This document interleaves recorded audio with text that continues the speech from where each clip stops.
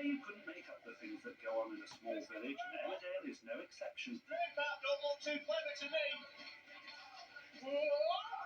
But when it comes to down-to-earth reality, it's a different story altogether. What are you telling me? Long before Brookside screened its infamous lesbian kiss, Emmerdale was already examining the issues surrounding lesbian relationships. You can't be, I don't believe you. We never did a kiss for quite a long time, so it was more about the story. You know, it was more about her going through it and discovering that about herself than, oh, let's have a snog on television at 7 o'clock. I'm glad you're staying. Just you try getting rid of me. It was dealt with very well, I think. So, Betty, are you and Seth yeses or noes? Are you free spirits or bigoted old fossils? What do you think? Betty thinks it's something you grow out of, you know, and is rather looking at Zoe. She's a late developer. I'm your man, you know, if you want turning.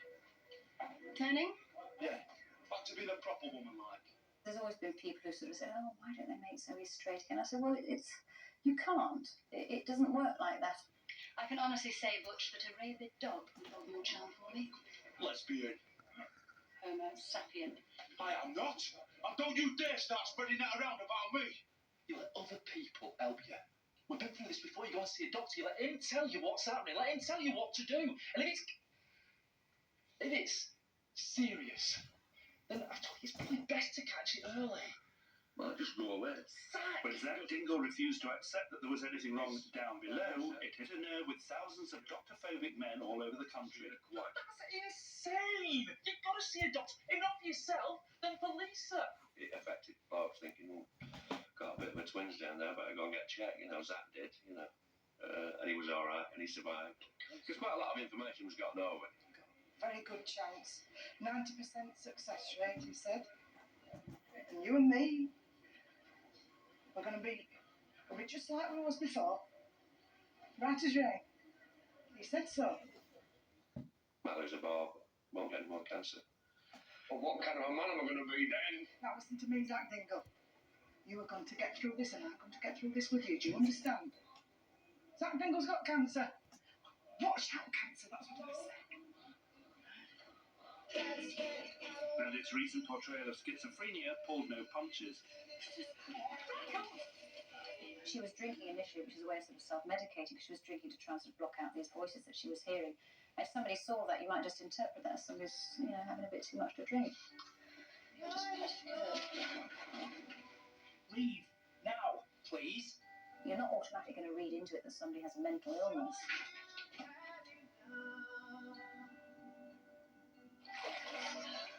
You were supposed to be gone. It may be all in the mind, but when it's there on the screen, you can't help but sit up and take notice. We'll be able to assess her better over the next few days.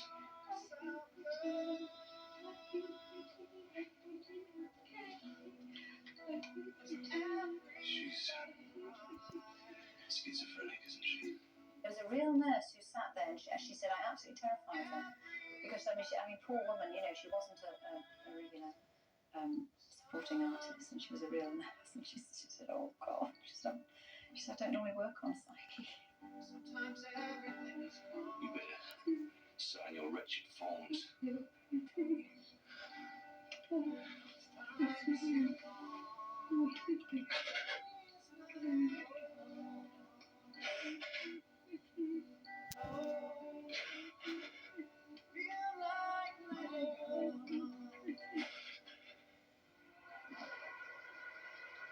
But you don't get everything right.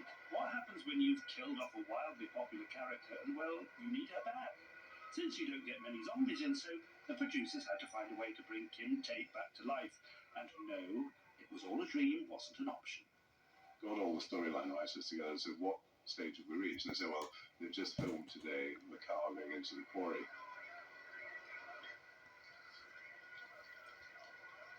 It's Kim. So I said, well, now we need to come back with a good storyline that explains that it wasn't really her and it was somebody else.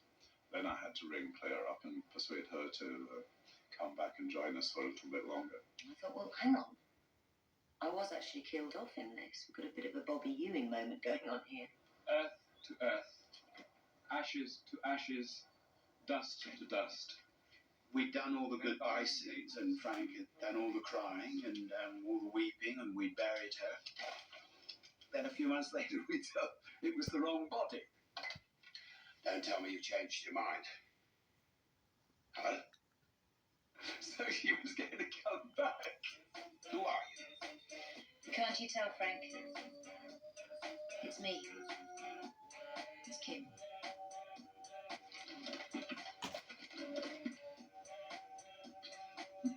The bitch is back. You bitch! I want my son! Kim's return was always destined to be a killer episode, and one that Frank Tate had been rehearsing for quite a while. You take my son! Oh. I'm very good at heart attacks, actually. I had 3 heart attacks. Yes, and this was the 3rd and final.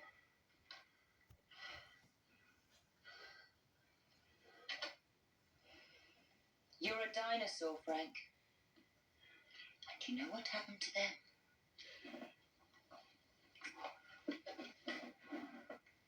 Bumping off Frank. That was good fun to do. Because that really was camp, you know, when she gets a mirror out.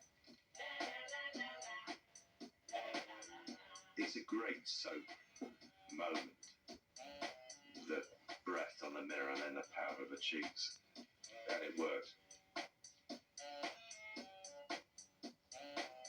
Totally up the top, but brilliant. Kim Tate stole the show, but it was another bitch that stole our hearts. Batley is, or was, Edna's lovely little Yorkshire Terrier, played by Bracken, who's a little girl, not a little boy. He was the love of Edna's life. Did you sleep a lot when you were? You do know it's not fair to keep him going, do you, Edna? She put the kettle on, and she could not believe that she would lose him. Do you realise that? You're the best little friend I could ever ask for. Always there, putting up with my moods. Your little smile. The dog was meant to stay, sort of very limp in its basket, but it could not bear, didn't understand why I was so upset, and I was, you know, and that's why you got that amazing affection going on. I love you, and that's what I think is best. Shall we go for a little walk, you and me? Get some fresh air. That'll be a good idea, won't it? And it wasn't just the dog that had to get the hankies out when Edna decided to send Batley to puppy dog heaven. Batley? Good boy, Henry. He's the best. There we go. Hold on. Thank you, Paddy. I'll leave you alone.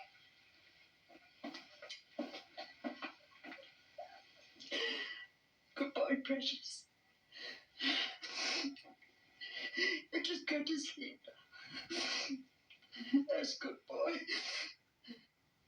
Everybody was in tears in the room. It was almost like it was really being put down. The woman who actually owned the dog was in bits. Shirley, who plays Edna, couldn't even rehearse it because she was in bits.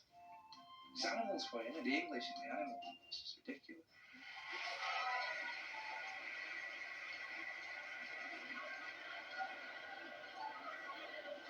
That's not entertainment. Oh, yes it is.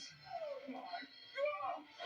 And Batley proved it by pooper scooping Best Exit at the British Soap Awards and joined a whole host of Emmerdale characters who scooped awards and accolades over the years, from Best Newcomer Here's the Christmas fairy.